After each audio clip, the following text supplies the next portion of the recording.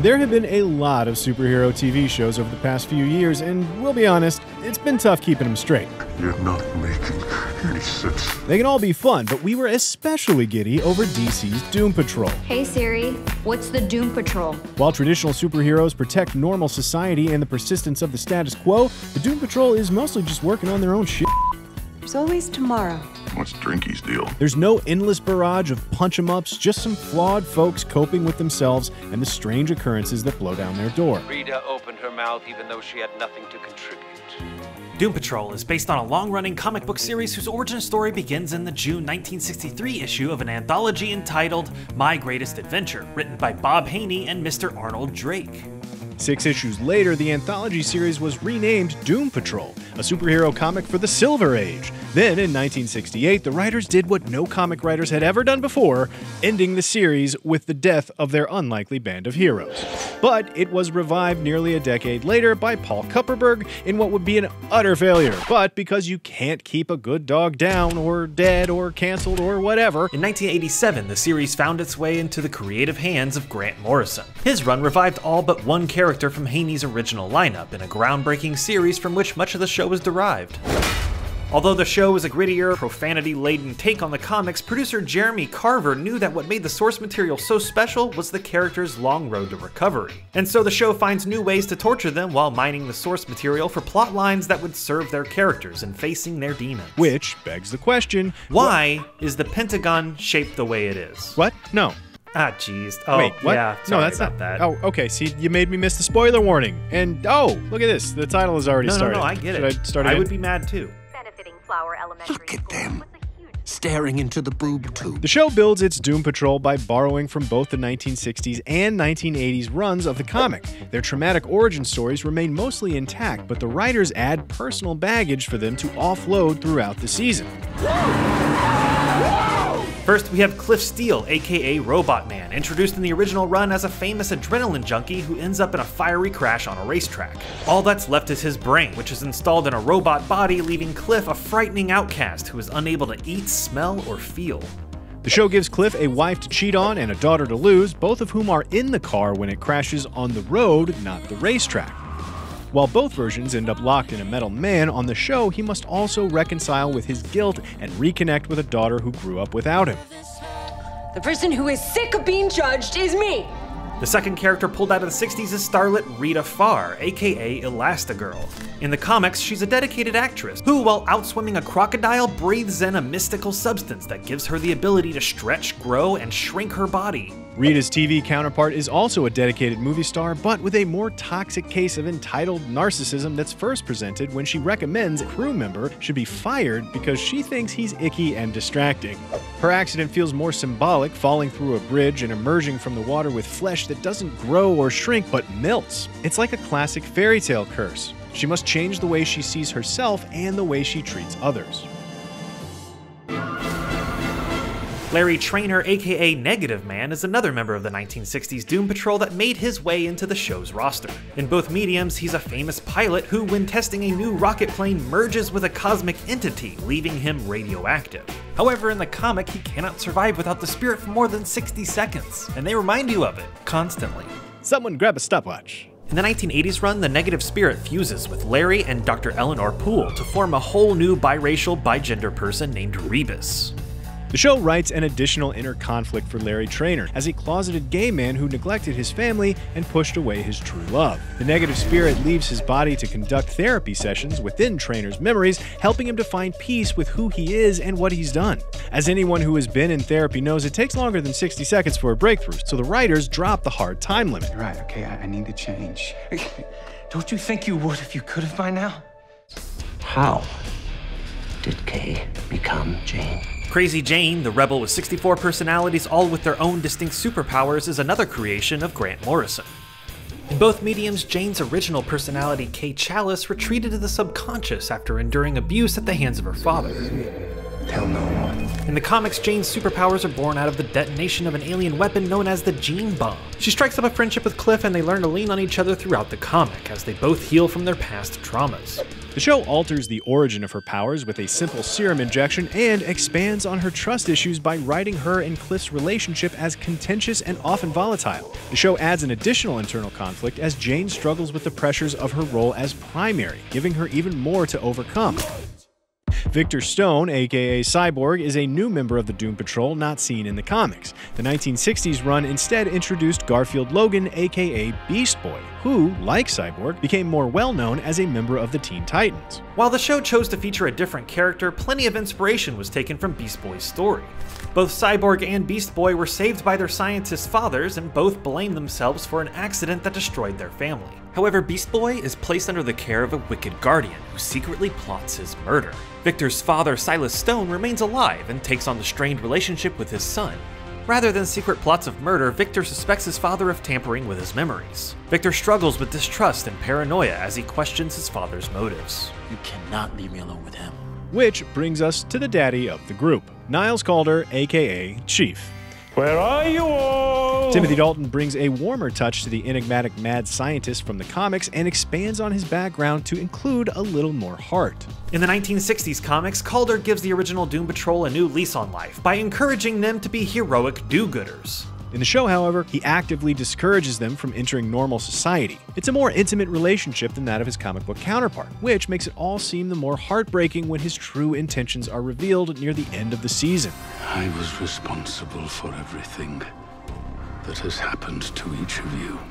In both mediums, Niles Calder confesses that he had orchestrated the accidents that befell his teammates for the purpose of a twisted science experiment. In the comics, Calder's experiment is based on the theory that trauma can be a catalyst for self-improvement. In a way, his theory proves true because he turns shallow, egoistic celebrities into selfless heroes. To what end, you might ask? Well, to destroy the planet and rebuild it with nanobots, effectively causing a mass trauma for everyone to evolve into better versions of themselves. Naturally. But, of course, the show finds a way to adapt the global scheme into a more personal, heartfelt reason for destroying people's lives. Hidden away in Calder's mysterious past lies a romance with a magical Neanderthal who bears his child, later to be revealed as Dorothy Spinner. A character totally unrelated to Calder in the comics. Calder's mission in the show is to prolong his life in order to keep them safe from harm. All the Doom Patrol's accidents were orchestrated in the name of finding that key to immortality. It's a much more relatable quest than that of his comic book counterpart that adds an internal conflict in the form of Calder's guilt. But as any comic book fan knows, the story is only as good as the villains. The show features a number of baddies adapted from the comic books with various results. Dr. Heinrich von Fuchs, who can spread his mind across other bodies like a puppeteer, is made more menacing than his comic book counterpart, Dr. Bruckner, who is a run-of-the-mill Nazi scientist. On the other hand, Animal Vegetable Mineral Man is downgraded from the credible threat he poses in the comics to the show's most bumbling punchline.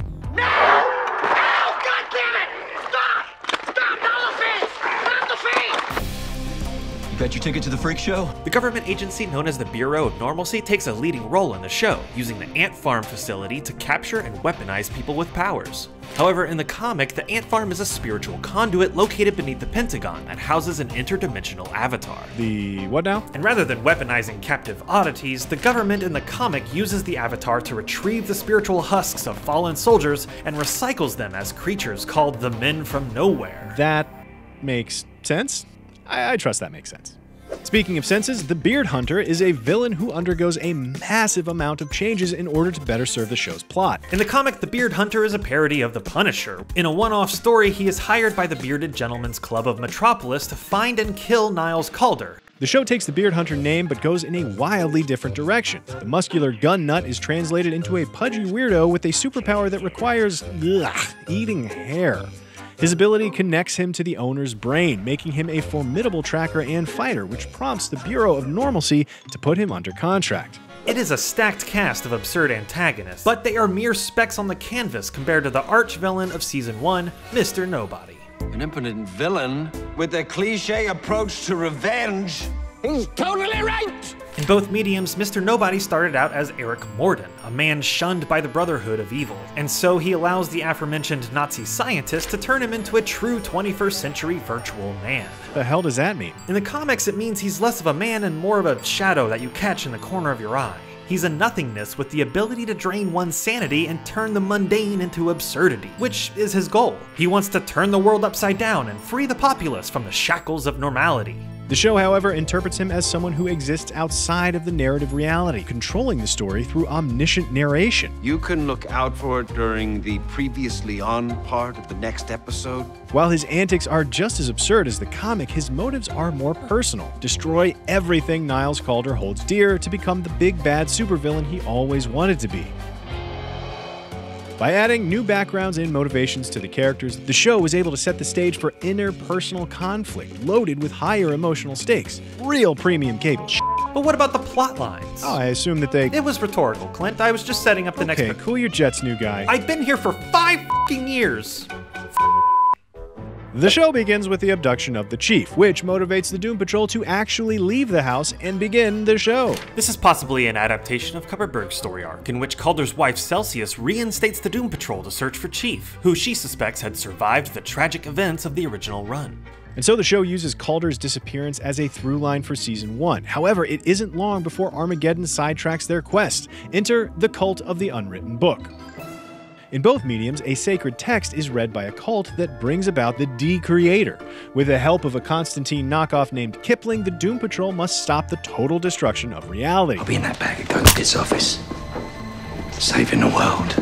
The show makes a few vital changes in order to better serve their character development. The Unwritten Book is aged down to a teen who considers ending his life. This gives Rita a chance to talk him out of it, which, as we learn later on, is something she failed to do for a fellow actress. The comic contains a B-plot in which Cliff must escape Nirnheim, but in the show both Cliff and Jane are trapped in Nirnheim in order for them to get a lesson in perspective, which shines a light on the health of their relationship. The final major change, in the comic, the De-Creator's abilities are slowed by Jane's harmonic vibration-wielding personality, Lucy Fugue. The De-Creator isn't stopped, but it would never be able to dismantle reality fast enough for it to matter, so count that as a win? The show instead uses this opportunity to introduce a personality not featured in the comics, Dr. Harrison, who, with the help of Mr. Nobody's time-bending narration, creates a cult of her own using her superpower of influence. The new cult summons the Recreator, culminating in a staring contest that cancels them both out and saves reality.